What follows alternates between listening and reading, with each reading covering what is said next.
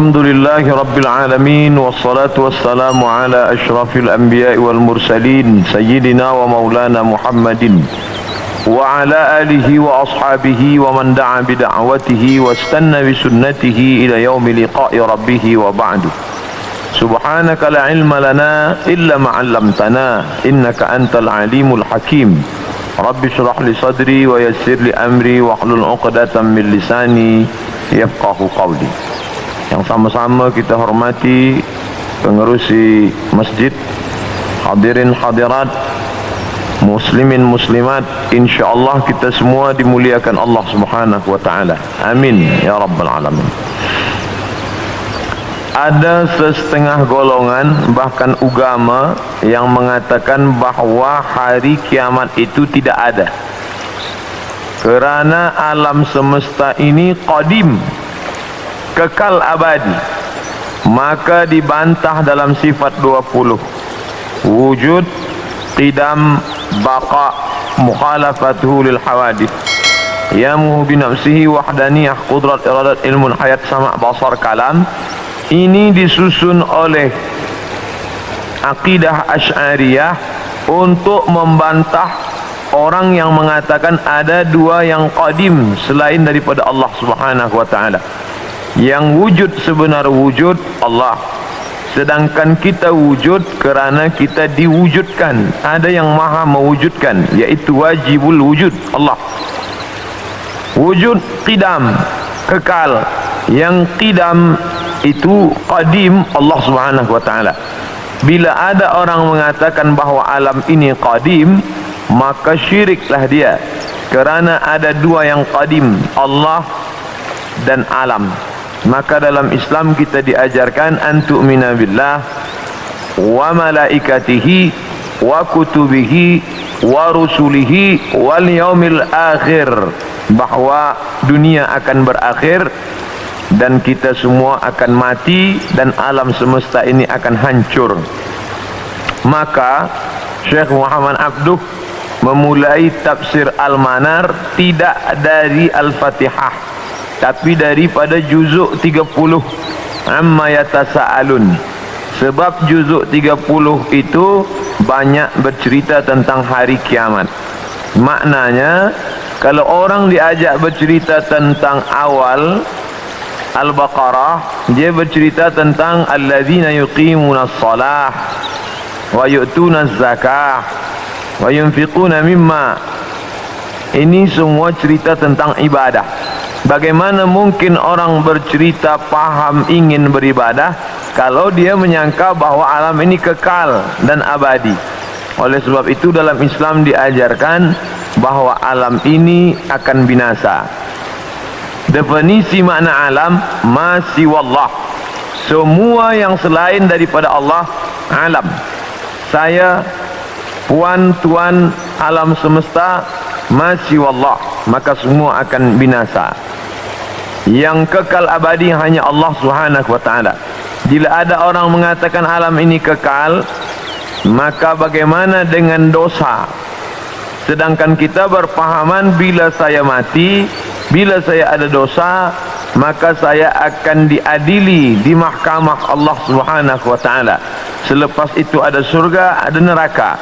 Sedangkan mereka yang berpahaman bahawa alam ini tidak binasa, maka roh itu masuk dari satu tubuh ke tubuh yang lain. Roh saya keluar masuk ke tubuh yang lain. Boleh masuk ke tubuh manusia, jasad manusia, boleh pula jasad haiwan yang dikenali dengan reinkarnasi. Masuk roh dia ke tempat yang lain. Ini di antara pahaman yang meyakini bahawa alam ini tidak berakhir. Maka ada tiga agama yang disebut samawi, sama langit, walaupun sudah mengalami perubahan, tapi ada persamaan kita dengan mereka. Sama-sama percaya Allah, sama-sama percaya ada Rasul Nabi utusan Allah, dan sama-sama bahawa dunia akan kiamat, maka datanglah hari akhirat. Islam, Yahudi, Nasrani, maka mereka disebut dengan samawi kerana ada tiga titik persamaan. Maka bila kita buka Quran juzuk 30 bercerita tentang alam akan berakhir. A'udzubillahi minasyaitonirrajim. Idza as-samaa'u fatarat, ketika langit terbelah. Sekarang ada isu global warming, panas. Mengapa panas dunia ini? Mereka berkata bahawa lapisan yang melindungi kita di atas ozon mengalami penipisan atau bocor. Tapi yang terjadi, kata Allah SWT, idza as-samaa'u fatarat, langit terbelah. Sekarang bila ada batu besar yang akan menimpa kita dari luar, dia tidak akan mungkin sampai ke Kuala Lumpur, sebab dia akan habis, kerana ada lapisan yang dibangun Allah, yang dibina. Dalam Al-Quran dikatakan, wa banaina fawqakum sab'an shidada, kami bina di atas itu, ada fawqakum, di atas kamu, sab'an, 7 lapis, shidada, binaan yang kokoh dan kuat. Itulah mengapa kita sampai hari ini aman, tidak ada yang mengganggu dari atas. Dari bawah pula Allah berfirman dalam surat An-Naba juzuk 30 surah yang pertama, wal jibala autada, wal jibal, bukit-bukit, autada, sebagai pasak. Bila tiang khemah tidak mungkin tumbang kerana ada pasak, maka bumi ini pun sama dengan kain yang menutup meja. Inilah kerak bumi bagian atas, dia menutup meja. Sebenarnya dia bergerak. Mengapa dia tidak bergerak? Kerana ada paku-paku yang membuat dia terhunjam ke dalam, sehingga dia tidak bergerak liar. Maka paku itu adalah wal jibala autada, bukit-bukit sebagai pakunya. Nanti sampai masanya paku itu akan tercabut. Itulah yang disebut Allah, wa takunul jibal kal ihnil manfush, bukit-bukit tercabut seperti bulu kambing dihembus angin. Bulu kambing dihembus angin, manakala bulu kambing dicukur ingin dibuat menjadi baju kain musim sejuk, kerana orang Arab mengalami rihlatas syita, musim sejuk, wasaif, musim panas.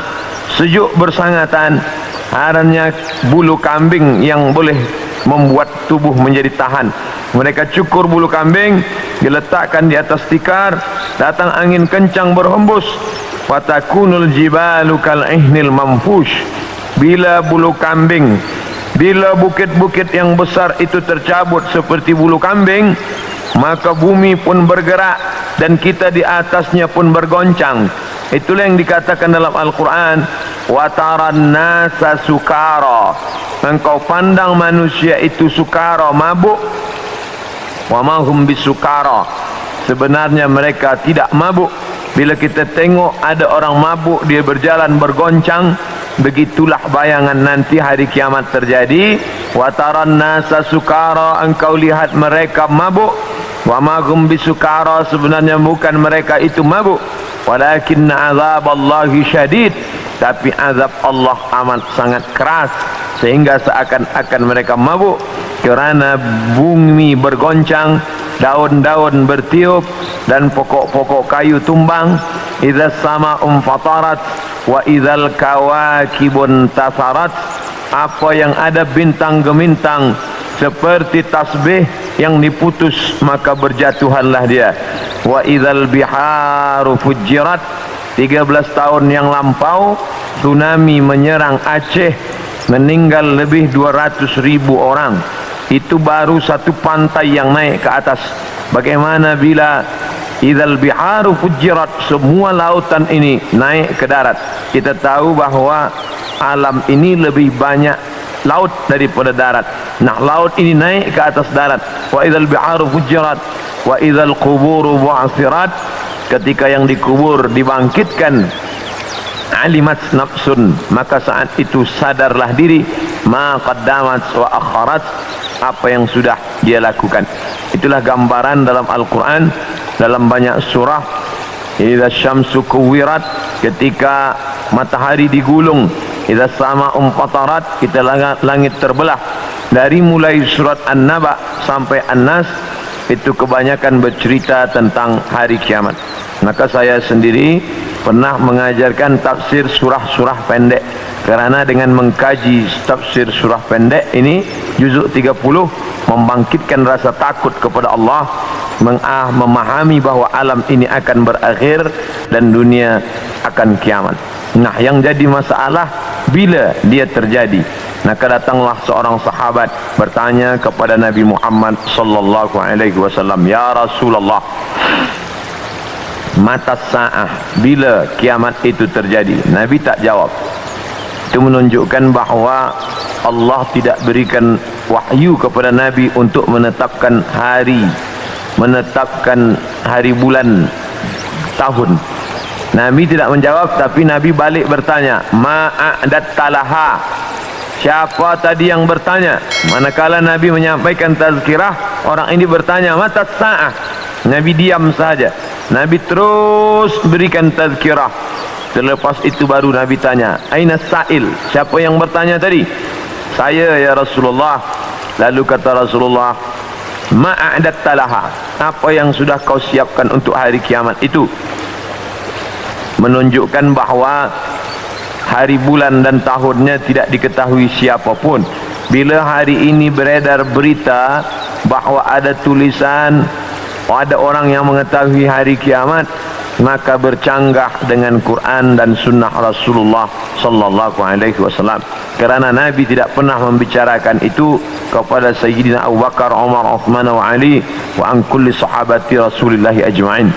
Sedangkan Al-Quran jelas-jelas, a'udzubillahi minasyaitonir rajim, yas'alunaka 'anis sa'ati ayyana mursaha.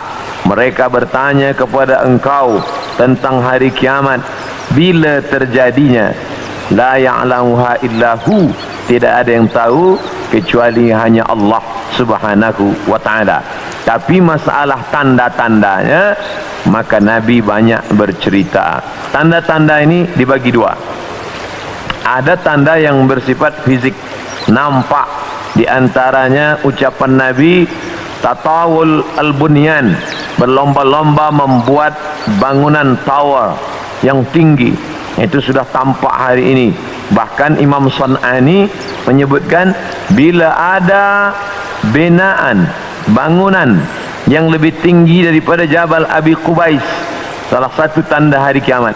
Hari ini kita melihat Jabal Abi Qubais dulu bukit yang paling tinggi di samping Ka'bah. Hari ini Jabal Abi Qubais lah yang paling rendah. Jabal Abi Qubais di belakang bukit Safa. Bila kita naik ke atas bukit Safa, ingin memulai sa'i menghadap ke arah kiblat, tepat di belakang kita Jabal Abi Qubais yang dipotong, dikerat, kemudian di atasnya dibina istana Raja Fahad. Dulu kerana Makkah itu seperti kuali, lalu kemudian di tengah itu Ka'bah, maka bukit-bukit di sekeliling yang paling tinggi adalah Jabal Abi Qubais. Hari ini Jabal Abi Qubais paling rendah, ditambah gedung-gedung tinggi dan Zamzam Tower paling tinggi. Maka ini salah satu tanda fizik yang nampak oleh mata. Lalu kemudian tentang bagaimana seorang ibu antalidal amatu rabbataha, seorang budak hamba sahaya melahirkan tuannya. Ini pun juga fizik, nampak dia oleh mata. Ada dua makna bahawa seorang hamba sahaya melahirkan tuannya. Yang pertama maknanya, ketika umat Islam berkuasa, lalu kemudian dia menguasai suatu kawasan, maka perempuan-perempuan itu menjadi budak, dan budak-budak ini melahirkan anak-anak yang merdeka. Maka maknanya Islam punya kekuasaan yang luas. Akhirnya ibunya budak hamba sahaya, anaknya orang merdeka. Makna pertama. Sedangkan makna yang kedua adalah antalidal amatu rabbataha, maknanya seorang ibu melahirkan anak dan anaknya menderhaka, sehingga seolah-olah ibu menjadi budak dan anak menjadi tuan. Ini pun fizik, nampak dengan nyata. Saya termasuk suka mengkaji tanda-tanda yang tampak, tapi sebenarnya yang lebih condong daripada hadis-hadis itu adalah bukan benda, tapi condong kepada maknawi, makna yang terkandung di balik suatu ucapan Nabi sallallahu alaihi wasallam. Maka pada kesempatan ini kita akan bahaskan satu daripada banyak hadis diriwayatkan oleh Abdurrahman ibnu Sakhar ad-Dawsi, atau biasa dikenali dengan nama Abu Hurairah radhiyallahu an. Hadis ini ada dalam kitab Sahih Al-Bukhari. Apa kata Nabi? La taqumus sa'ah, hari kiamat tidak akan terjadi hatta hingga yuqbadal ilmu. Yang pertama, dalam hadis ini ada 6 tanda. Ini yang akan kita bahaskan. Yang pertama, yuqbadal ilmu, ilmu dicabut. Innallaha la yaqbidul ilma intiza'an. Allah tidak mencabut ilmu seperti mencabut pokok kayu dengan akarnya sekali. Lalu bagaimana ilmu itu tercabut? Bi mautil ulama, dengan meninggalnya ulama. Ketika Imam Syafi'i meninggal, maka berapa cabang ilmu hilang. Imam Syafi'i alim dalam bahasa Arab, Imam Syafi'i alim dalam tafsir, Imam Syafi'i alim dalam fiqh, Imam Syafi'i alim dalam hadis, bahkan bergelar Nasirus Sunnah. Imam Syafi'i yang pertama kali menyusun usul fiqh. Lalu kemudian ketika meninggal masih ada digantikan oleh murid-muridnya, Al-Muzani, Al-Buwaiti, Rabi' Al-Muradi. Tapi kemudian makin ke bawah, maka hilanglah ilmu, maka yang muncul orang jahil yang kemudian dianggap sebagai orang berilmu. Wal'iyazubillah, na'udzubillah. Maka saya pribadi tak pernah berkata menurut faham saya, menurut pendapat saya, kerana saya takut tergolong dalam orang yang disebut Nabi al-juhala, orang jahil tapi seperti berilmu. Zahirnya orang menyangka berilmu padahal tidak. Maka selalu saya mengambil pendapat ulama. Menurut pendapat Imam Syafi'i, menurut pendapat Imam An-Nawawi, menurut pendapat Ibnu Hajar Al-Asqalani, menurut Imam Az-Zahabi, menurut Imam Jalaluddin Abdul Rahman As-Suyuti, untuk menyelamatkan diri daripada juhala. Na'udzubillah. Maka nanti kata Nabi SAW, sebelum hari kiamat bermunculanlah juhala kerana pandai berbicara, kerana berpakaian ulama. Al-juhala yalbisuna libasal ulama, orang jahil tapi memakai pakaian ulama, pandai berbicara, lalu orang menyangka dia alim, padahal dia tak lebih daripada orang dhalla wa adalla, sesat dan menyesatkan. Sebenarnya kiamatnya sudah terjadi pada isinya, tapi alamnya belum kiamat besar. Maka kata ucapan Nabi SAW dalam suatu hadis, idza wussidal amru ila ghairi ahlihi, bila diberikan suatu perkara bukan kepada ahlinya, bukan kepada orang yang faham, fantaziris sa'ah, maka tunggulah kiamat. Makna kiamat di situ bukan kiamat alam semesta, tapi kiamat isinya. Bila pembinaan masjid ini diberikan kepada orang yang tidak pakar, tidak memiliki kepakaran pada bidang itu, fantaziris sa'ah, maka tunggulah sa'ah, kiamat, hari kiamat. Mana kiamat di situ bukanlah kiamat alamnya, tapi isinya sudah kiamat. Begitu juga dengan ucapan Nabi tentang masalah idza waqa'a ala ahadikumul qiyamah, bila terjadi kiamat pada salah seorang kamu, wa fi yadihi fasilah, di tangannya ada anak korma, falyaghrisha, tanamlah, kerana dia akan menanam itu, lalu kemudian dia mati. Bagaimana mungkin kiamat terjadi pada satu orang? Maka makna kiamat dalam hadis ini alamnya tidak kiamat, tapi orang itu mengalami kiamat, maknanya mati dia. Na'udzubillah. Oleh sebab itu maka bahawa kiamat sudah terjadi pada isinya, ya, kerana banyaknya orang jahil. Oleh sebab itu alhamdulillah kita di Malaysia masih ada para ulama, masih ada para mufti, masih ada para habaib, Maka kita datang ke majlis-majlis mereka, hindari majlis-majlis orang-orang jahil yang tidak diketahui sanad ilmunya, yang tidak diketahui dapat dari mana, bahkan mendakwa mendapat dari mimpi. Langsung berjumpa dengan Syekh Abdul Qadir Al-Jilani, langsung saja terus mendapatkan zikir talqin dari Rasulullah sallallahu alaihi wasallam tanpa bersanad, tanpa berguru. Padahal para imam mengajarkan kita ada namanya sanad.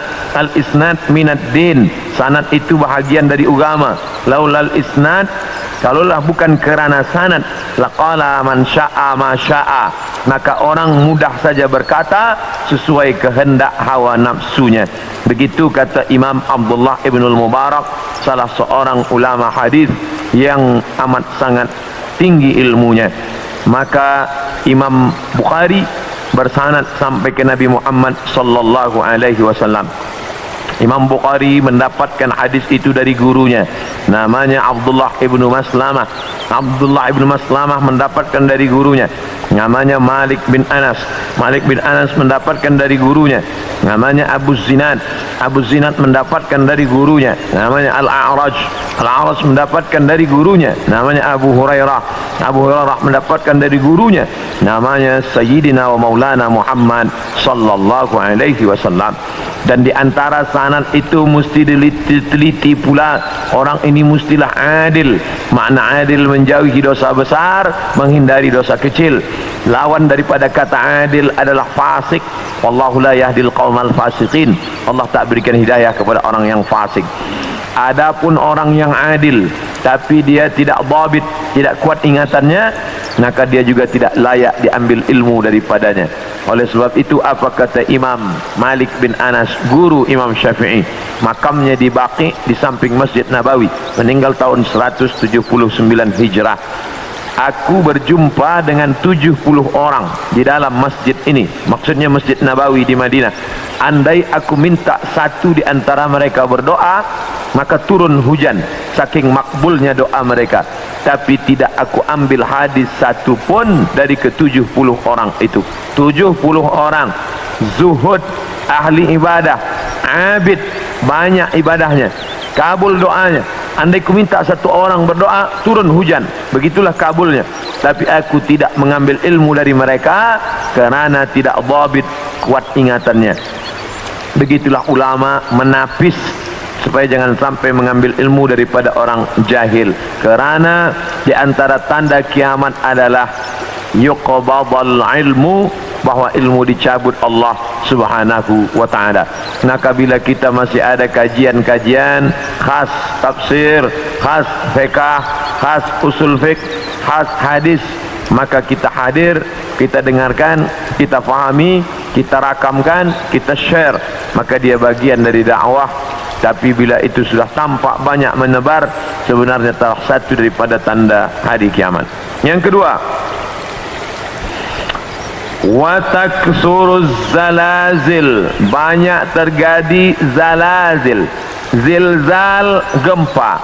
Zalazil, gempa.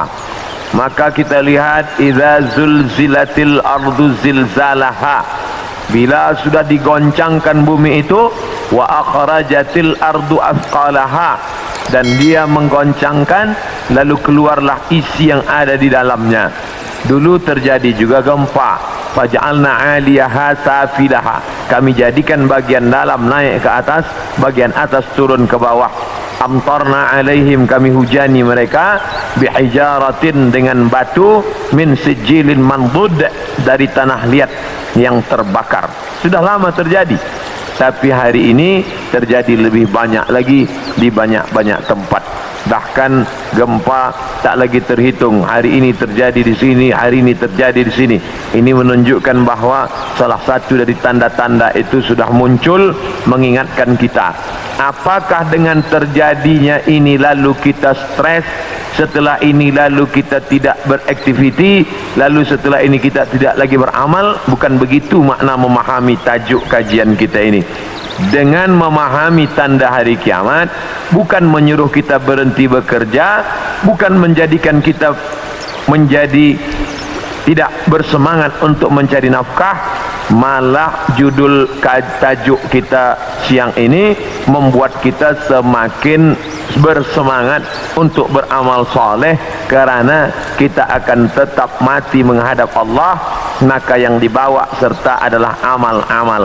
Makanya dalam sebuah ungkapan, bukan hadis Nabi, i'mal lidunyaka, beramallah untuk duniamu, ka'annaka ta'ishu abada, seakan-akan kau hidup untuk selamanya. Wa amal li akhiratika, beramallah untuk akhiratmu, ka'annaka tamutu ghadan, seakan-akan kau mati besok. Maka siang ini kita salat zuhur pukul 1:30, maka seakan-akan inilah zuhur yang terakhir.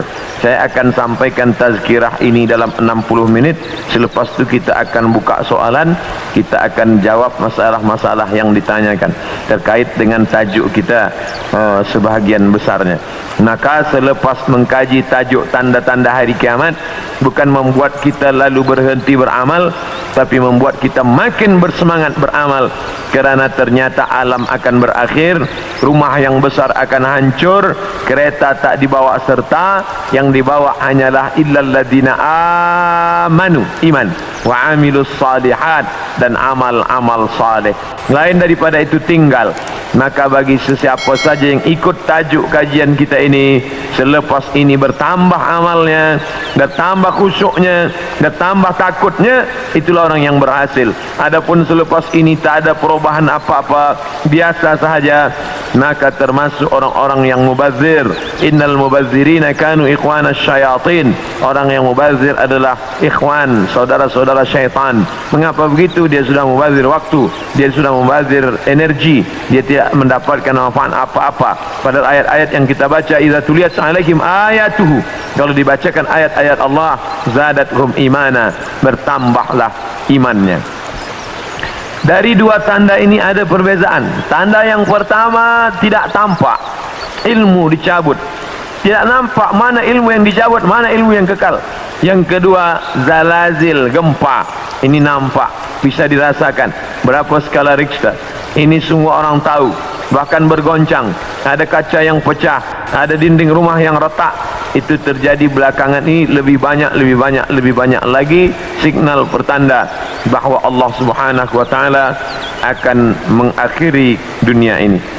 Lalu kemudian berikutnya adalah wa yataqarabuz zaman.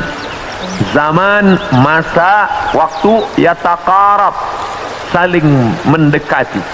Apa makna saling mendekati? Tidak lagi terasa. Baru saja hari Jumat, esok hari kita sudah solat Jumat. Baru saja Idul Adha, kita sudah membeli kambing dan sapi untuk Idul Adha berikutnya. Baru saja lepas Idul Fitri, sudah bersiap-siap lagi hendak memasuki bulan Ramadan. Itu kita rasakan sekarang. Apakah sebenarnya waktu itu berkurang? Waktu tidak berkurang. 24 jam, 12 jam siang, 12 jam malam, dari dulu sampai begitu. Lalu mengapa terasa yataqarabuz zaman? Kerana ada alat-alat yang membuat kita merasa cepat dengan tumbuhnya alat-alat elektronik, datangnya internet, sehingga zaman begitu cepat tak terasa. Dulu orang duduk lama terasa, baru berakhir petang hari, tapi hari ini tak terasa. Petang siang malam, petang siang malam, berputar begitu cepat. Wa yataqarabuz zaman. Maka ini kita rasakan makin hari makin kuat.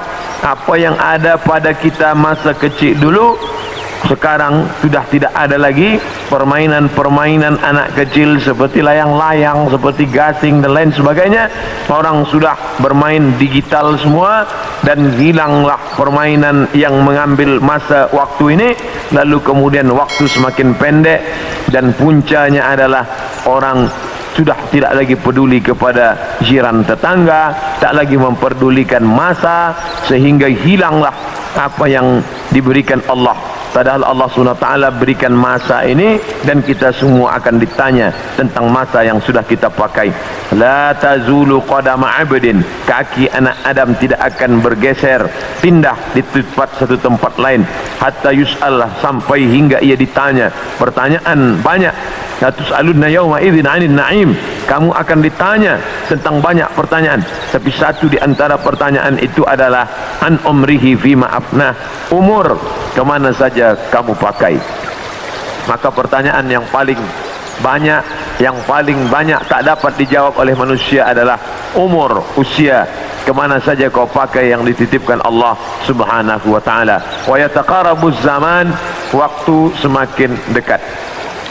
Yang keempat, wa tazharul fitan, banyak terjadi fitan. Fitan jamak daripada fitnah. Fitnah terjadi. Berbagai macam fitnah terjadi. Kita lihat ada fitnah Sunni Syiah, ada fitnah khalqil Quran, ada fitnah Ahmadiyah, ada fitnah Khawarij, ada fitnah Rafidah. Berbagai macam fitnah. Fitnah di grup WhatsApp, fitnah di Facebook, fitnah di Twitter, fitnah. Ini fitnah makin banyak. Dulu orang datang menceritakan aib orang lain, hanya berdua saja dia dengan jirannya. Hari ini orang berkelompok-kelompok membuat grup-grup fitnah, hingga semakin besar, semakin habis waktu disebabkan itu semua. Dulu orang bila ingin memfitnah, maka dia datang ke suatu tempat, tapi hari ini dia tidak keluar dari rumahnya, tapi dia sudah mampu menyebarkan fitnah-fitnah. Makna fitnah ada dua. Yang pertama, tohmah, tuduhan tanpa bukti. Yang kedua, makna fitnah adalah membunuh. Makna fitnah adalah menyiksa. Banyak penyiksaan. Berapa kali kita tidak sanggup menyaksikan video bagaimana penyiksaan muslimin di Rohingya, bagaimana anak-anak gadis Rohingya dijual, lalu kemudian di India dijadikan sebagai orang-orang tidak baik. Bagaimana penyiksaan yang dilakukan oleh Burma kepada muslimin Arakan Rohingya. Bagaimana kemudian yang terjadi di Palestina hari ini sampai hari ini tetap berlanjutan terus. Na'udzubillah. Maka betul kata Nabi SAW, kalau sudah dekat masa hari kiamat, maka yang terjadi adalah yaksurul fitan, maka banyaklah fitnah terjadi. Makanya selalu sebelum salam kita katakan, Allahumma inni a'udzubika min azabi jahannam, jauhkan kami daripada azab jahannam, wa min azabil qabri, daripada azab kubur, wa min fitnatil mahya wal mamat, jauhkan kami dari fitnah hidup dan mati. Fitnah mati, azab. Dua fitnah mati, azab kubur dan kemudian azab di akhirat. Tapi ada fitnah yang luar biasa, fitnatul mahya, fitnah ketika dalam hidup pun dia sudah merasakan fitnah yang luar biasa. A'udzubillah. Yang selanjutnya, yang kelima, yaitu yaksurul haraj. Haraj kata Nabi, wa huwal qatlu, pembunuhan yang banyak. Bagaimana mereka boleh menghabisi kaum muslimin bertetangga dekat. Slobodan Milosevic ingin menghabisi semua etnis Bosnia Hersek, habis semuanya. Itu terjadi tahun 90-an. Lalu kemudian sekarang berdamai. Lalu kemudian bagaimana pembantaian di Irak, dari sejak mulai Presiden Amerika sampailah yang terakhir, terus mereka membantai umat Islam. Lalu kemudian terjadi pula yang terakhir, tidak berakhir sampai hari ini, sampai Presiden Amerika mengatakan ini adalah ibu kota Israel. Dengan mengakui itu sebagai ibu kota Israel, maka semua orang yang berada di dalam itu tidak lagi diakui sebagai orang Palestina. Efek daripada itu adalah bahwa ini tidak lagi dianggap sebagai milik umat Islam, tapi justru sebagai orang Islam yang memiliki tempat ibadah di tanah orang kafir. Na'udzubillah. Oleh sebab itu, maka banyaklah al-haraj, pembunuhan. Dulu pun ada juga pembunuhan, betul, tak salah. Ada Romawi membunuh Persia membunuh Rom, itu biasa, itu terjadi. Tapi zaman sekarang pembunuhan merajalela karena alat untuk membunuh itu diciptakan lebih banyak. senjata-senjata dari besi diciptakan lebih banyak lagi untuk menghabisi umat manusia. Maka itulah yang dikatakan Nabi, yakthurul haraj. Apa salah kita? Mengapa kita dihidupkan Allah di zaman ini? Mengapa kita tak hidup di zaman Abu Bakar, Umar, Uthman wa Ali? Maka ada kabar gembira dari Nabi SAW. Al-ibadatu fil haraj.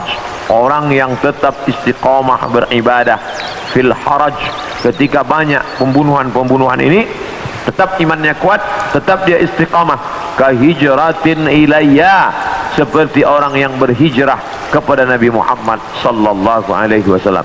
Mudah-mudahan kita termasuk orang yang tetap istiqamah dalam keadaan banyak pembunuhan-pembunuhan, dan kita seperti orang yang berhijrah walaupun sudah 1439 tahun lampau, tapi kita tetap diakui sebagai umat Muhammad sallallahu alaihi wasallam dan seperti orang yang berhijrah. Makanya sekarang ada orang istilah, ini adalah hijrah saya, ini adalah momen hijrah saya. Sebenarnya tidak lagi ada hijrah. La hijrata ba'dal fath. Setelah pembebasan kota Makkah, tidak lagi ada hijrah. Yang dimaksud hijrah adalah pindah dari batil kepada hak, pindah dari syirik kepada tauhid, pindah dari jahil kepada ilm. Itulah makna daripada hijrah. Kemudian yang keenam, hatta yaksura fikumul mal fayafidu. Banyak orang yang melimpah ruah hartanya sampai yafidu, seperti air yang penuh tumpah. Banyak orang-orang kaya. Dulu orang hanya kaya tapi masih ada batasnya. Sekarang ada orang yang amat sangat kaya tanpa batas, sampai tidak tahu lagi dia mau dibuat kemana kekayaan ini. Dan itu terjadi hari ini. Dulu orang kaya kerana dia berniaga, bekerja. Ada orang kaya kerana dia menjual emas. Ada orang kaya kerana dia beternak sapi, kambing. Ada orang kaya kerana dia membuat kolam ikan. Artinya dia bekerja, keluar peluh keringatnya baru dia kaya. Hari ini ada orang yang duduk-duduk saja tapi kekayaannya amat sangat melimpah ruah. Maka apa yang dikatakan Nabi SAW terwujud hari ini, yang menunjukkan hari kiamat itu hampir saja terjadi. Bahkan ketika Isra Mi'raj pun Nabi melihat ada seorang perempuan tua yang melambaikan tangannya memanggil. Lalu Nabi bertanya kepada Jibril alaihissalam, siapa itu Jibril? Jibril menjawab, itulah dunia yang sudah tua. Walaupun sudah tua dia tetap berhias kerana dia tak ingin tua. Dunia dengan usianya yang tua, hampir kiamat, dia tetap berhias dengan perhiasan-perhiasan harta benda, dengan binaan-binaan yang besar. Tapi sebenarnya dia semakin tua, dan sampai masanya terjadilah apa yang dikatakan Allah Subhanahu wa taala, hancur semuanya, berkeping tak bermakna sama sekali. Maka ini salah satu tanda yang dikatakan Nabi sallallahu alaihi wasallam. Kemudian hadis berikutnya disebutkan juga dalam Sahih Al-Bukhari. Apa kata Nabi sallallahu alaihi wasallam? Tetap dari Abu Hurairah, la taqumus sa'ah, tidak terjadi hari kiamat hatta yanzila fikum ibnu Maryam, sampai datang anak Maryam. Yang dimaksud dengan anak Maryam adalah Nabi Isa alaihissalam, hakaman muqsitan, sebagai seorang hakim yang adil. Mungkin keadilan susah didapatkan dari manusia yang condong kepada harta dan hawa nafsu, tapi kerana dia seorang nabi, bukankah dia sudah mati, meninggal dunia? Barrafa'ullah wa ma qataluhu, mereka tidak berhasil membunuhnya. Wa ma salabuhu, mereka tidak berhasil menyalibnya. Walakin syubbiha lahum, ada orang lain yang diserupakan wajahnya dengan Isa. Dialah Yudas Iskariot, dialah Yahuza yang kemudian ditangkap oleh tentera daripada Yahudi yang benci akan Isa, dan mereka menyalibnya di tiang Golgota, dan mereka mengatakan inilah dia. Maka kata Allah, wa ma qataluhu yaqina, mereka tidak yakin seyakin-yakinnya tentang itu. Sampai akhirnya pada tahun 324 terjadilah konsili, pertemuan pertemuan seluruh pendeta-pendeta, dan mereka berhasil menyepakati di sebuah kota bernama Nisea. Sekarang letaknya di Turki. Yang dulu kota itu besar, dibina oleh seorang raja bernama Konstantinopel, yang kemudian kota itu dirubah oleh Muhammad Al-Fatih menjadi kota Islambul. Islambul, kota Islam, negeri Islam yang berubah menjadi Istanbul. Maka di sana ada satu tempat bernama Nisea. Di Nisea inilah mereka bersepakat bahwa Isa adalah anak Tuhan bagian, padahal itu tidak ada disebutkan dalam Injil, tidak ada dalam wahyu Allah Subhanahu wa taala. Yu'arrifunal kalima amma wadhihi, mereka merubah-rubah kalimat yang ada dalam kitab suci sesuai dengan kemauan kehendak hawa nafsu mereka. Maka mereka tidak berhasil membunuhnya. Barrafa'allah, Allah mengangkatnya dan dia belum meninggal dunia sampai masanya menjelang hari kiamat. Nabi Muhammad SAW bercerita bahawa Nabi Isa ini akan turun menjadi pemimpin yang adil. Apakah dia membawa syariat baru lalu menasakh syariat Muhammad SAW? Tidak. Dia menghidupkan lagi sunnah-sunnah Rasulullah SAW. Dia menjadi imam di masjid. Dia mengajak orang solat berjamaah. Dia tetap menegakkan syariat Muhammad. Dia tidak menasakh apapun, kerana dia datang sesudah Nabi Muhammad, maka dia sendiri pun ikut syariat Nabi Muhammad SAW. Dia tidak hanya sebagai seorang ulama, dia tidak hanya sebagai orang yang faham agama, tapi dia menjadi hakaman muqsitan, sebagai pemimpin yang adil. Dia yang akan memimpin dunia. Bila ini terjadi, maka hari kiamat akan segera tiba. Ini termasuk tanda yang fizik, yang nampak, yang orangnya langsung. Tempat turunnya disebutkan di sebuah masjid bermenara warna putih di Damaskus, Syam. Maka di antara doa Nabi SAW, Allahumma barik lana fi Syamina, Allahumma barik lana fi Syamina, ya Allah berikanlah berkah di negeri Syam. Negeri Syam disebut negeri yang penuh dengan barakah. Subhanallazi asra bi'amrihi lailan minal masjidil haram ilal masjidil aqsa alladzi barakna haulahu. Kami berkahi tempat itu linuriyahu min ayatina, karena kami ingin menunjukkan ayat-ayat kami kepada orang yang tidak percaya kepada ayat-ayat. Bahwa Nabi Isa datang tidak membawa syariat baru, tapi dia membatalkan syariat yang sudah dirubah oleh para pendeta. Di antaranya mereka mengatakan bahwa Nabi Isa meninggal dunia tergantung di pelang salib. Maka dibantah, fayaksirus salib, dia menghancurkan salib. Salib bahasa Arab, salib bahasa kita, palang salib. Maka Nabi Isa datang menghancurkan salib. Ini menunjukkan bahawa akidah salib itu batil, tidak dibenarkan.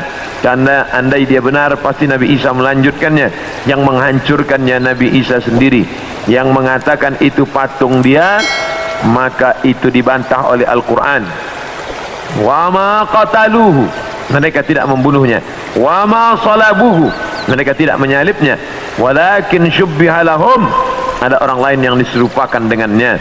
Bila ada orang berkata, kamu jangan kaji-kaji agama kami, jangan bahas-bahas agama kami, urus sajalah agama kamu, lakum dinukum waliyadin, kami tidak mungkin membahas agama kamu kalau Allah tidak menyebutkannya dalam Al-Quran. Allah menyebutkan tentang yang kamu katakan sebagai Tuhan itu dalam beberapa surah. Al-Fatihah, Al-Baqarah, Ali Imran. Ali keluarga, Imran. Imran punya anak bernama Maryam. Maryam punya anak laki-laki bernama Isa. Dan Imran punya istri bernama Hannah. Hannah punya saudari perempuan, melahirkan anak laki-laki bernama Yahya. Dan Yahya punya ayah bernama Zakaria. Maka inilah keluarga yang kecil. Ada Imran, ada Hannah, ada adik Hannah, adik yang melahirkan Yahya, nama suaminya Zakaria.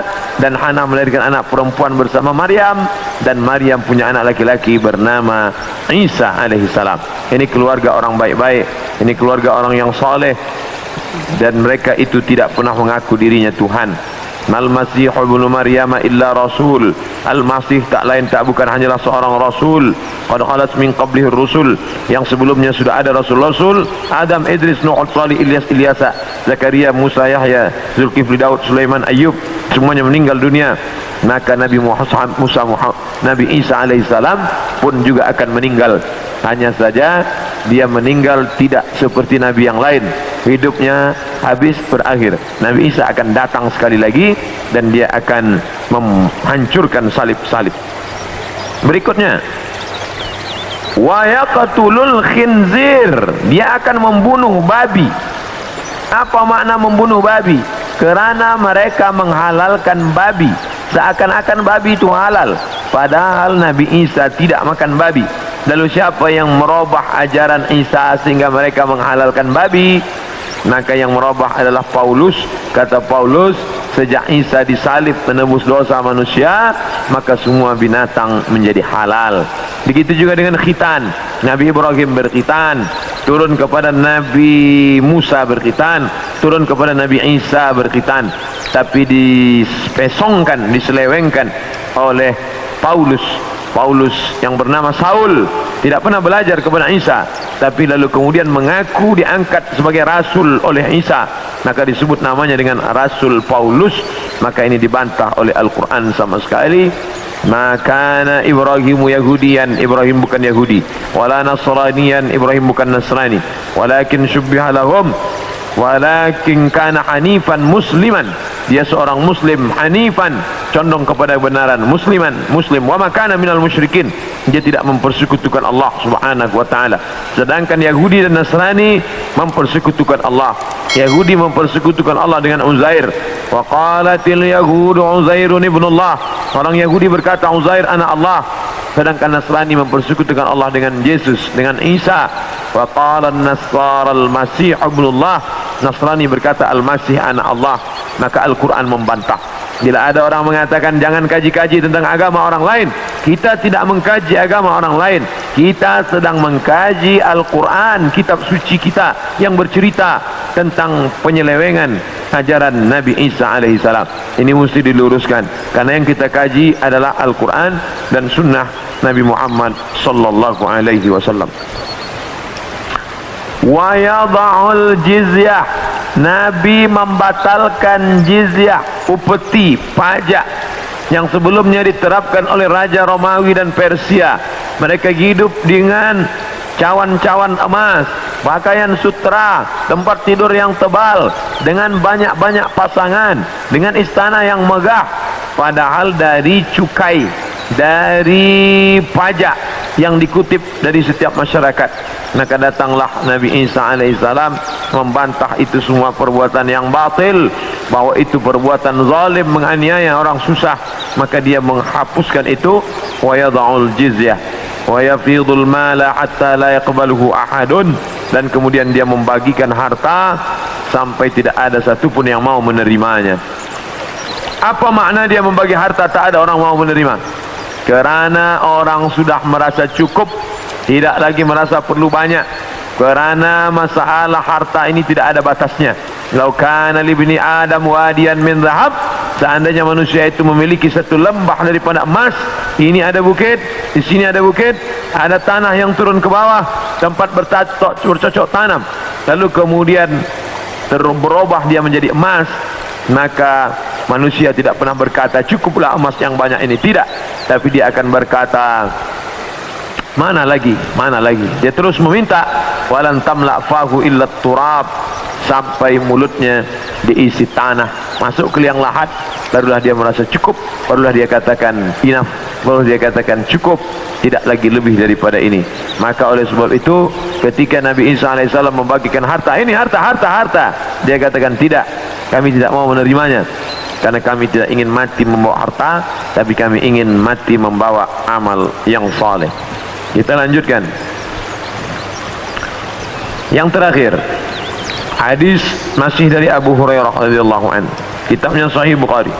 La taqumus sa'ah, tidak akan terjadi hari kiamat, hatta tuqatilul yahud, sampai kalian memerangi orang Yahudi, hatta yaqulul hajar, sampai batu berkata, batu besar tempat orang bersembunyi dari serangan musuh, batu itu berkata, apa kata batu itu?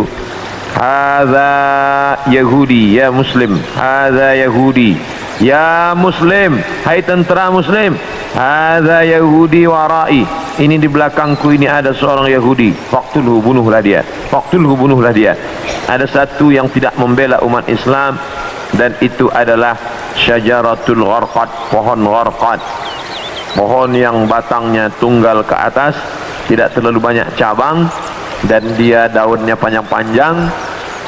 Masih ada sekarang, mereka tanam banyak-banyak. Ini membuktikan sabda Nabi SAW benar, tidak salah sedikit pun. 1439 tahun yang lalu Nabi katakan, hari ini terbukti mereka menanam tanaman gharqad sebanyak-banyaknya. Tahun 1999 saya sampai di satu kota. Kota ini dibagi dua kerana perjanjian Camp David. Sebelah diambil oleh Mesir, sebelah dijajah oleh Israel.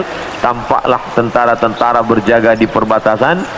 Maka Rafah, nama kota tersebut Rafah. Maka kita bisa melihat menghijau. Sementara yang di Mesir ini menguning gurun pasir, sedangkan yang di sana menghijau. Kenapa hijau? Mereka tanam pohon gharqad. Nabi sudah mengatakan itu 14 abad yang lalu, bahawa mereka akan bersembunyi di balik pohon gharqad. Subhanallah, Masya Allah, Tabarakallah. Mereka bersembunyi di belakang batu-batu, berkata, ya Muslim, hai tentera Muslim, ada Yahudi di belakangmu, ini di belakangku ada Yahudi, faqtulu, bunuhlah dia.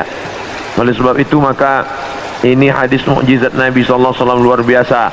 Andai orang Yahudi itu musnah, seperti musnahnya kaum Ad, kaum Thamud, kaum Madian, kaum Iram, kaum Fir'aun, musnah. Tapi Yahudi tidak musnah, dia tetap kekal sampai hari ini, sampai terwujudnya janji Nabi Muhammad bahawa tidak akan terjadi hari kiamat sampai kamu memerangi Yahudi. Yahudi di dunia ini jumlahnya hanya 12 juta, hanya 16 juta saja. 6 juta di Palestina, menjajah Palestina, yang 5 juta di Amerika, sisanya yang 10 bertebaran di atas muka dunia. Ada Yahudi Rusia, ada Yahudi Arab Maghribi, Maroko, ada beberapa Yahudi di Maghribi, kerana ketika itu raja daripada Spain mengusir seluruh pendatang dan larilah mereka ke negeri Islam. Ini menunjukkan Yahudi antara tiga, dia tidak dapat diterima oleh Nasrani, tapi dia bisa diterima oleh Islam. Islam menerima mereka, marhaba, ahlan wa sahlan, sampai mereka punya negeri, bercucu, bersahabat, berkawan dengan kaum muslimin yang ada di Maghribi, kerana mereka diusir dari Andalusia. Padahal mereka dekat dengan Andalusia, dekat dengan Kristian, dekat dengan Nasrani, tapi mereka justru lebih nyaman, lebih dekat berkawan dengan orang Islam, karena Muslim itu wa ma arsalnaka illa rahmatan lil alamin. Apapun yang terjadi, kita tetap siap siaga. Mau kiamat terjadi hari ini, besok, pagi, petang, kita tetap beriman dan beramal soleh. Maka saya tidak menjelaskan secara panjang lebar tentang masalah satu persatu, tapi kita kaji berdasarkan beberapa hadis-hadis Nabi Muhammad sallallahu alaihi wasallam. Yas'alunaka 'anis sa'ah, mereka bertanya kepadamu tentang hari kiamat. Qul la yujalliha illa liwaqtiha, la yujalliha liwaqtiha illa hu, tidak ada yang dapat mengetahui waktunya kecuali Allah Subhanahu wa taala. Adapun ada orang mengatakan tak sampai 1500, hanya sekitar beberapa tahun lagi, itu ijtihad dia. Tolong kita bedakan antara hadis dengan ijtihad orang terhadap hadis. Ini hadis, ini ijtihad hadis.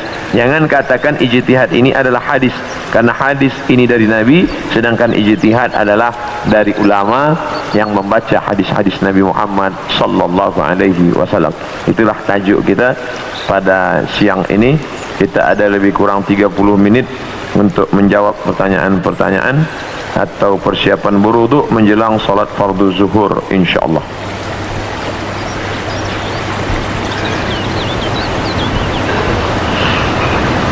Apa hukum membaca Quran digital? Quran dulu tidak ada di kertas. Quran itu bukan kertas yang turun melayang-layang. Quran adalah suara, suara yang didengar oleh Nabi Muhammad La tuharrik bihi lisanaka lita'jala bih. Jangan engkau gerakkan mulutmu ya Muhammad. Nabi tidak menulis. Nabi buta huruf. Maka Nabi manakala dia mendengar suara Jibril, dia gerakkan mulutnya. Datang Allah berfirman, la tuharrik, jangan kau gerakkan mulutmu, dengar saja baik-baik. Inna alaina jam'ahu Qur'ana, kami akan mengumpulkannya. Jadi ketika ada orang melihat membaca Quran di kertas, sama dengan membaca Quran digital. Karena dua-dua itu tidak ada zaman Nabi SAW. Baru ada Quran dalam 30 juzuk dari surat Al-Fatihah sampai surat An-Nas, itu pada masa Khalifah Abu Bakr As-Siddiq ketika dia mengutus para tentara untuk membunuh nabi palsu bernama Musailamah Al-Kadzab, nama kampungnya di Yamamah. Lalu meninggallah 70 penghafal Quran. Khawatir Quran ini akan musnah, maka dibukukan menjadi satu. Bagi yang membaca Quran melalui buku tulisan, baik. Bagi yang membaca dari handphone juga tetap baik. Adakah perlu mengambil wudhu untuk memegang Quran digital? Tulisan Al-Quran nampak jelas nih. Jelas, ini tulisannya dipegang. Sedangkan tulisan yang ada di dalam sama seperti tulisan yang dimasukkan ke dalam kaca. Kita melihatnya dari balik kaca. Apakah orang yang memegang Quran dari balik kaca dia mesti berwudhu? Maka memegang Quran dalam bentuk tulisan yang zahir, la yamassuhu illal mutahharun, tidaklah menyentuhnya kecuali orang yang mutahharun, orang yang bersuci, berwuduk, maka afdal berwuduk. Adapun orang yang membaca Quran maka tidak disyariatkan berwuduk karena tidak zahir, tidak nampak, dia bisa hilang. Dia bisa hilang. Oleh karena tetapi membaca Qurannya, bezakan antara memegang mushaf Al-Quran, mushaf namanya, sedangkan ini tidak mushaf. Bezakan antara memegang mushaf dengan membaca Quran. Adapun memegang mushaf maka berwuduk. Adapun membaca Quran maka tidak berwuduk pun boleh. Tapi afdal berwuduk supaya turun rahmat Allah Subhanahu wa taala. Adakah berdosa melangkah handphone yang ada Quran digital? Gelap, mati, sedang tidak ada, lalu dia langkah, maka tidak apa-apa. Atau dia membawa masuk ke dalam toilet, maka tidak apa-apa. Tapi manakala dia sedang ada, nyata, tampak, ada tulisannya, maka dia tak boleh langkah. Dia boleh dia letak di lantai, tak boleh dia hinakan, tak boleh dia caci maki, tak boleh dia bawa masuk ke dalam. Maka kalau dia sedang ada tulisan, bisa boleh dibaca. Alif Lam Mim Dzalikal Kitabul La Raiba Fih. Dia bawa masuk ke dalam. Haram karena tampak. Tapi manakala dia sedang off, gelap, tak ada, maka boleh dia bawa masuk ke dalam. Sama seperti kita membawa otak kita ke dalam toilet. Memang di dalam ini tidak ada Quran 30 juzuk, tapi juzuk 30 insyaAllah ada dalam. Tidak mungkin kita masuk ke dalam, kepala kita tinggalkan, otak kita tinggalkan. Yang tidak boleh itu kita keluarkan isinya masa di dalam. Masa kita di dalam kita keluarkan isinya. Bismillahirrahmanirrahim. Itu baru tak boleh. Begitu juga dengan rakaman-rakaman MP3 yang ada di dalam. Dia sedang off, boleh. Tapi manakala dia sedang berbunyi, bersuara, bergambar, maka tidak boleh.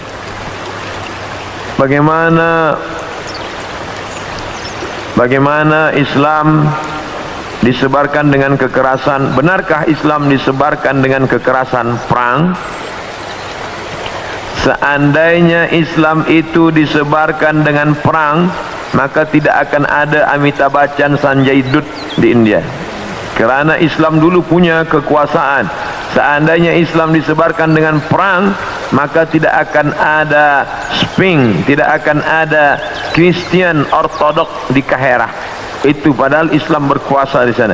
Itu menunjukkan Islam datang menebarkan kerahmatan, kasih sayang. Tidak ada satupun yang terusik, tidak ada telinga yang dipotong, tidak ada mulut yang digunting.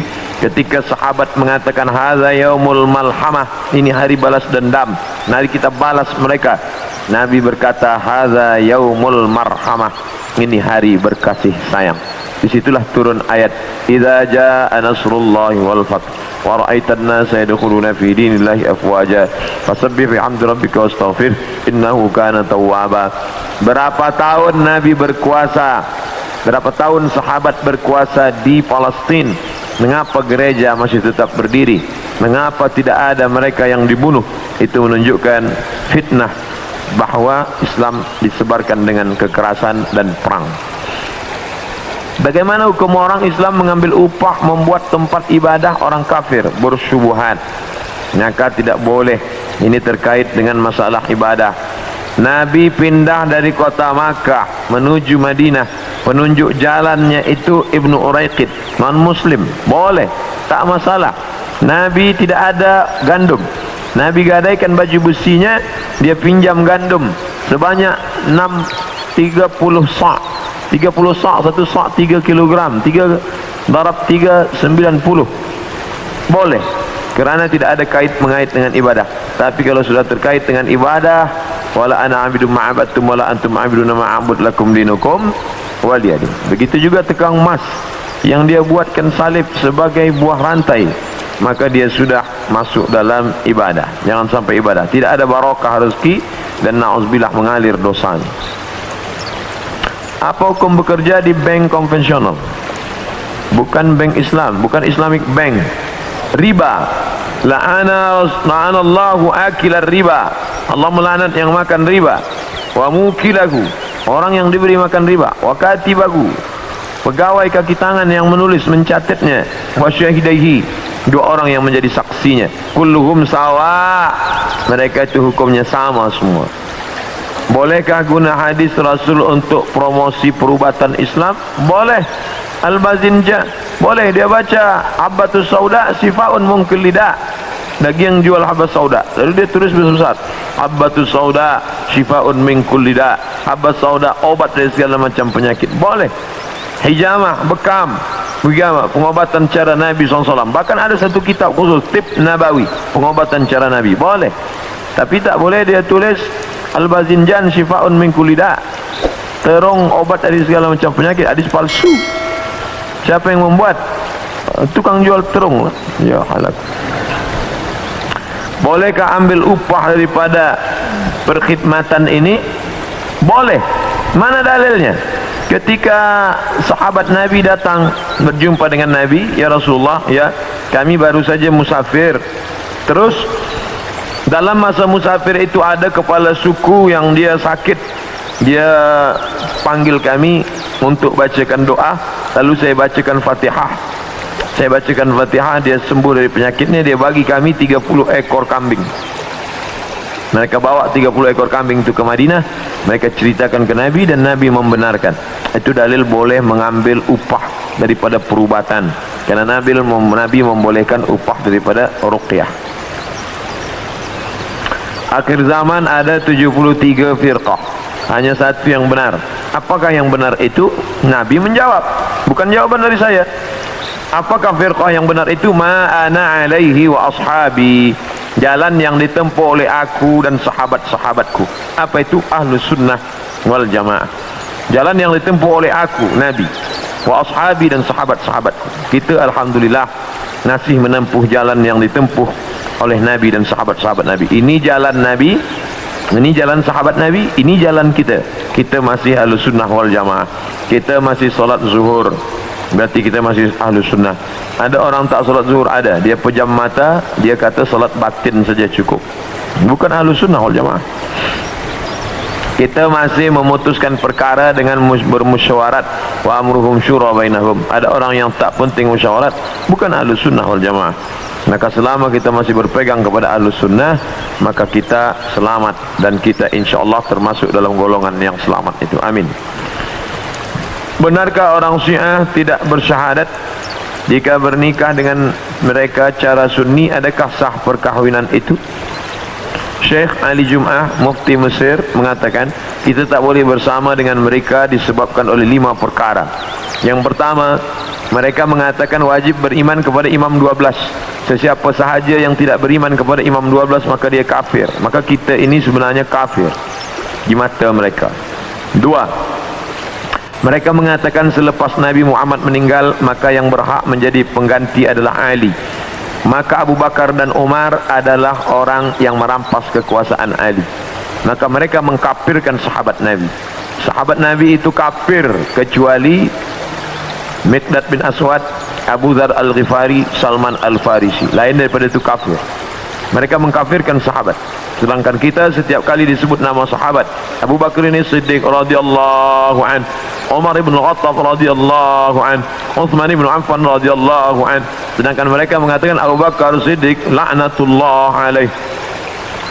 Maka kata Sayyid Habib Muhammad bin Ahmad Muhammad bin Alawi bin Abbas Al-Hasani Al-Maliki Al-Khattul Amhar, bila engkau pandang, bila engkau dengar ada seorang ulama mencaci maki sahabat Nabi, Khattul Ahmar, itu garis merah, red line, bahawa kita tidak lagi boleh bersama dengan mereka.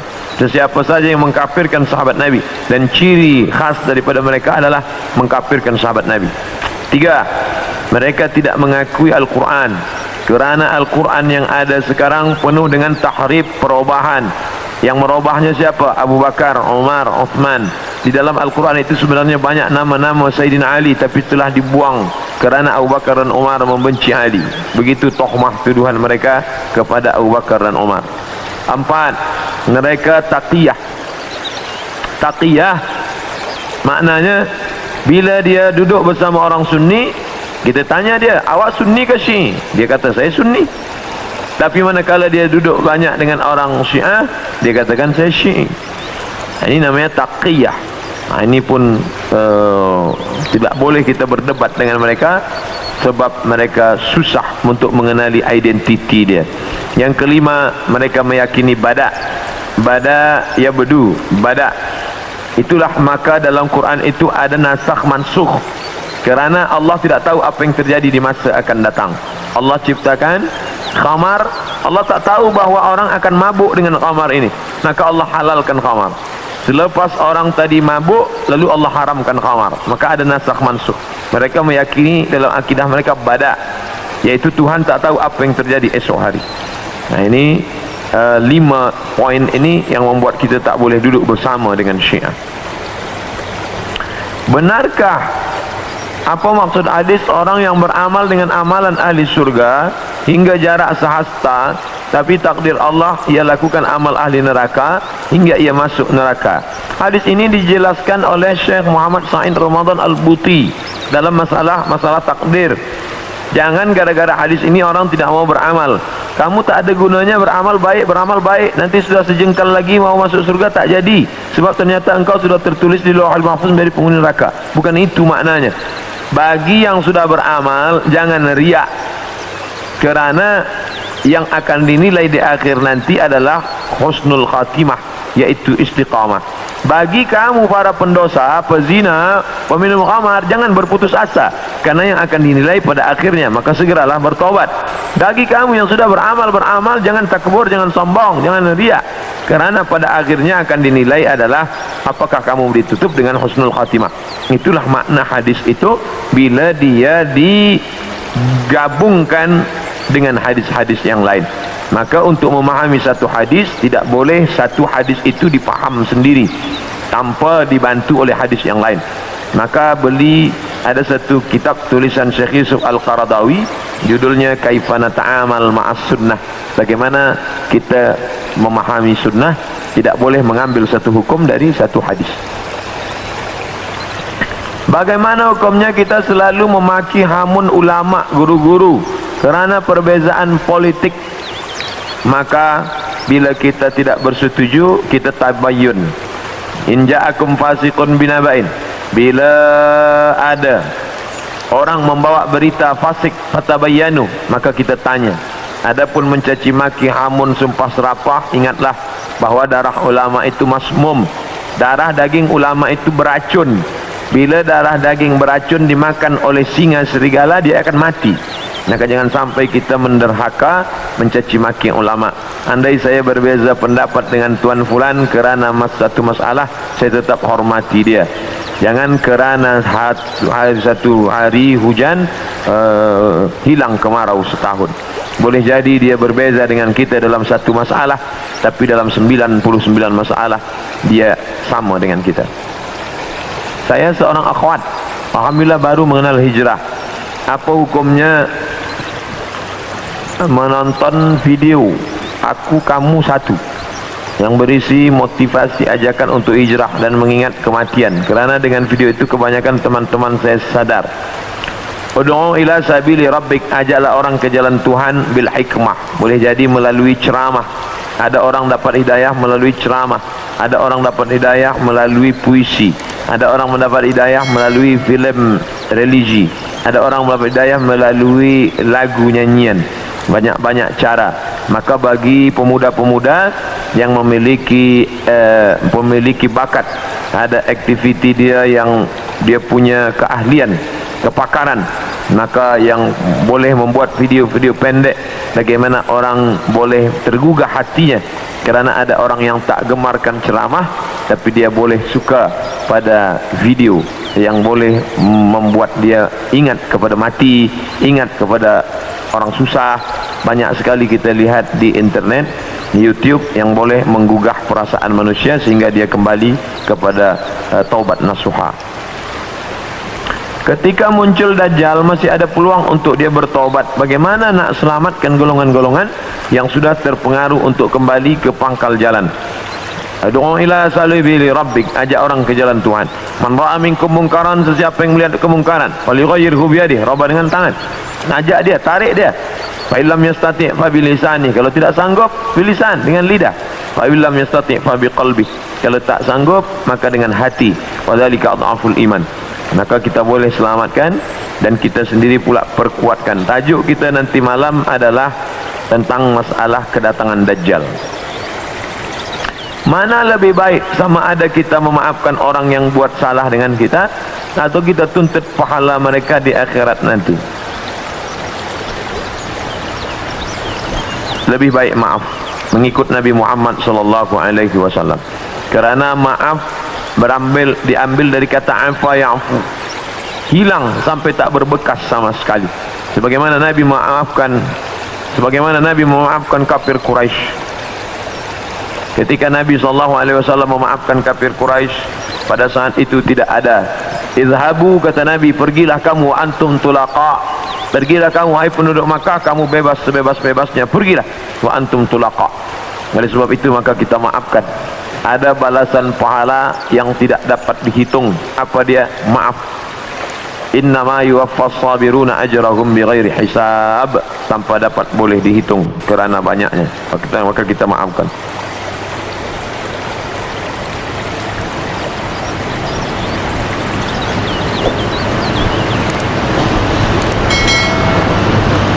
Boleh tak solat jamak kalau jarak dari pejabat ke rumah jauh, keluar pejabat asar sampai rumah isyak? Boleh tak solat jamak? Solat jamak qasar hanya pada safar 89 km. Begitu dalam Al-Fiqhul Islami wa Adillatuh. Adapun jamak saja tanpa qasar, hadis riwayat Abdullah bin Abbas, pernah dilakukan Nabi sekali saja. Ini tak boleh dijadikan dalil berterusan dia jamak qasar, kerana pernah sekali saja jamak tanpa qasar. Zuhur 4 rakaat, asar 4 rakaat, jamak taqdim atau jamak takhir. Tapi masalah jarak dari pejabat ke rumah jauh, keluar pejabat asar sampai rumah isyak, maka dia boleh berhenti tempat rehat, dia boleh berhenti di tepi jalan, dia boleh solat. Andai jam, maka Ustaz Lutfi Basari mengatakan andai jam, dia salat lihurmatil waqti, dia ingat Allah pada waktu itu. Nanti sesampai di tempat tujuan dia qada. Jam azan maghrib masih jauh, tak mungkin berhenti, maka dia ingat Allah SWT, betul-betul ingat pada saat itu, lihurmatil waqti, untuk menghormati waktu. Nanti sampai di tempat dia mesti qada.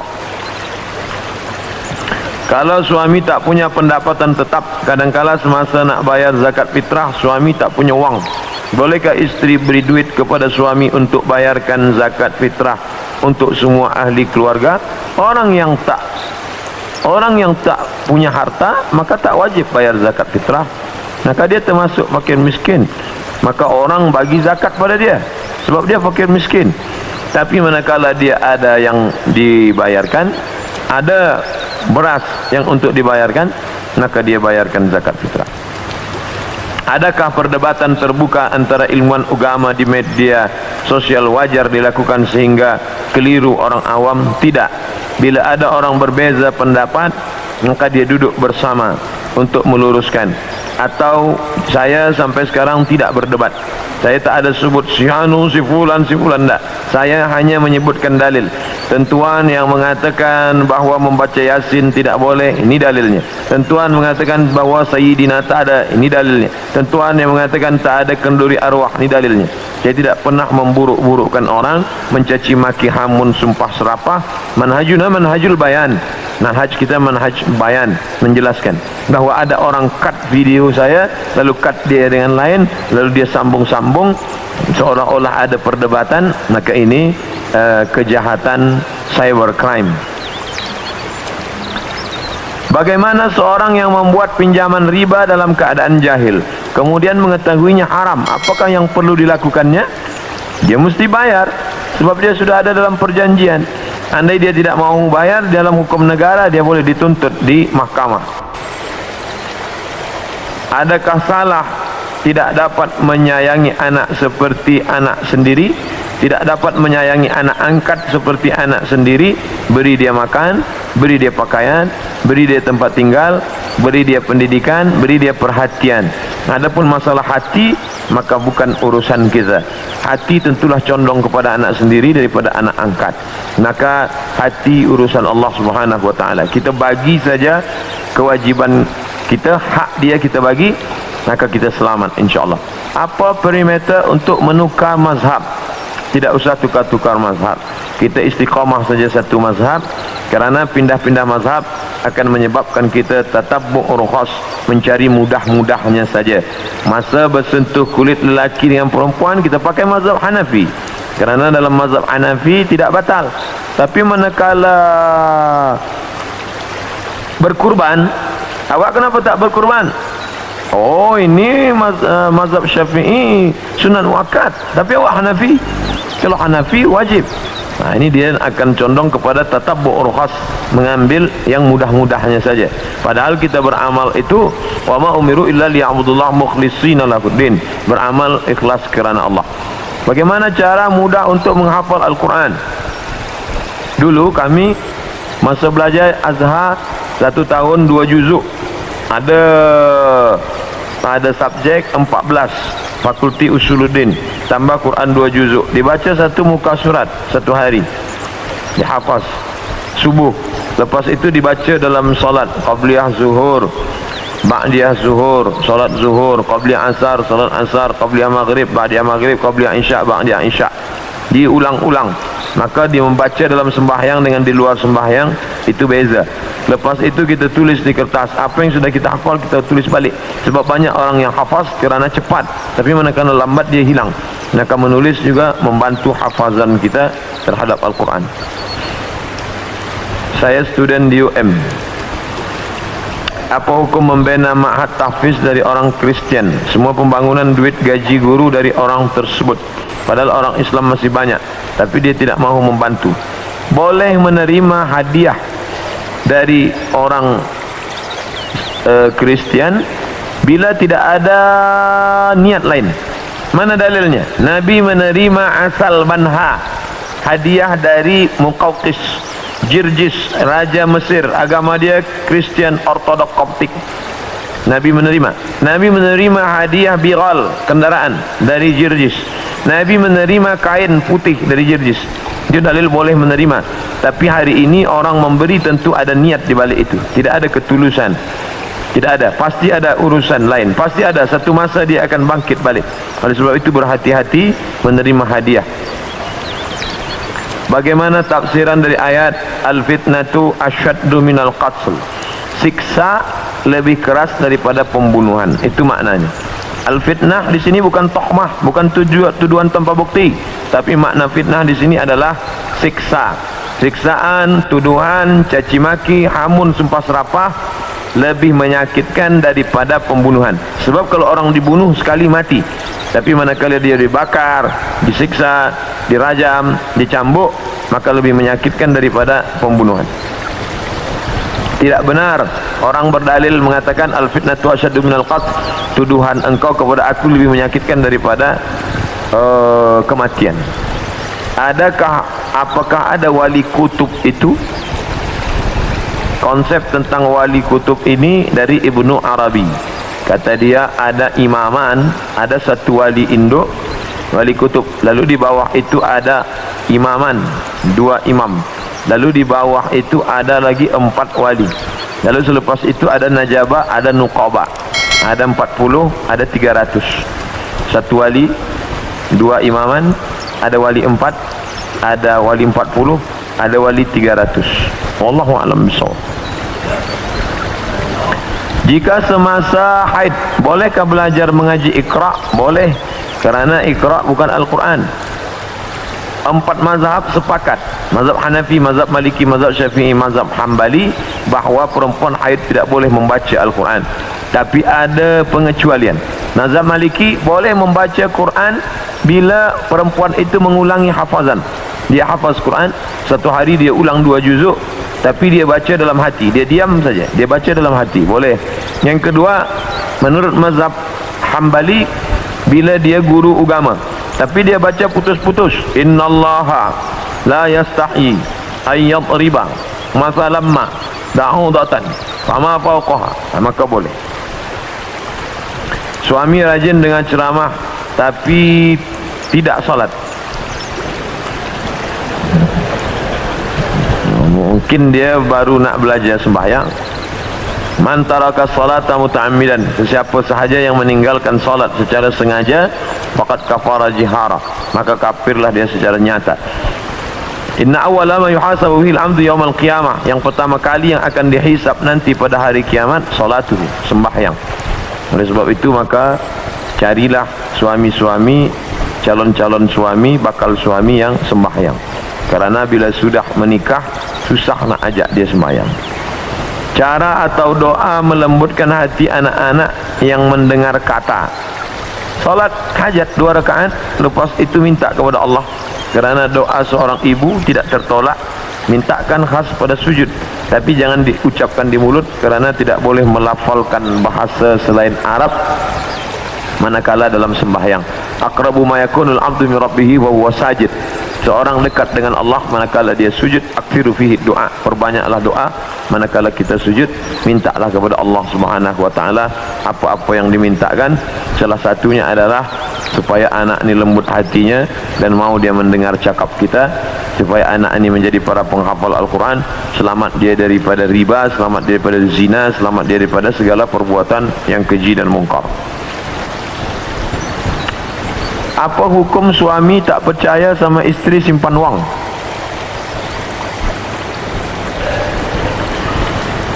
Ini masalah kepercayaan, mungkin pernah hilang. Oleh sebab itu maka amanah. Di ayatul munafiqi salasun, tanda orang munafik ada 3. Idza haddatsa kadzaba, bila bicara dia dusta. Wa idza wa'ada akhlafa, bila berjanji dia engkar. Wa idza tumina khana, apabila diberi amanah dia berkhianat. Mungkin pernah berkhianat atau dia wallahu alam. Tapi ada baiknya duduklah bersama, bercerita atau konseling, atau ada satu ustaz sebagai penengah duduk. Mengapa awak tak percaya? Apa sebab? Maka bila tidak dibiarkan, dia akan menjadi api dalam sekam. Dia boleh meletup, dia boleh membakar. Na'udzubillah. Oleh sebab itu, ini yang kecil-kecil harus diselesaikan, kalau tidak akan menjadi fitnah yang besar. Mudah-mudahan kita melalui kaji pada siang ini selamat daripada huru-hara hari kiamat, dan kita semua diberikan husnul khatimah. Ala hadhihi niyyah al-Fatihah. A'udzubillahi minasyaitonir rajim. Bismillahirrahmanirrahim. Alhamdulillahirabbil alamin. Ar-Rahmanir Rahim. Maliki yaumiddin. Iyyaka na'budu wa iyyaka nasta'in. Ihdinas siratal mustaqim, siratal ladzina an'amta 'alaihim ghairil maghdubi 'alaihim waladdallin. Amin. Allahumma inna nas'aluka salamatan fid din وعافية في الجسد وزيادة في العلم وبركة في الرزق وتوبة قبل الموت ورحمة عند الموت ومغفرة بعد الموت. اللهم هون علينا في سكرات الموت والنجاة من النار والعفو عند الحساب. اللهم أعنا على ذكرك وشكرك وحسن عبادتك. اللهم فقهنا في الدين وعلمنا التأويل وارزقنا فهم المرسلين. اللهم أعنا على ذكرك وشكرك وحسن عبادتك. اللهم علمنا ما ينفعنا وانفعنا بما علمتنا إنك أنت العليم الحكيم. ربنا آتنا في الدنيا حسنة وفي الآخرة حسنة وقنا عذاب النار. وصلى الله على سيدنا ومولانا محمد وعلى آله وصحبه وسلم والحمد لله رب العالمين.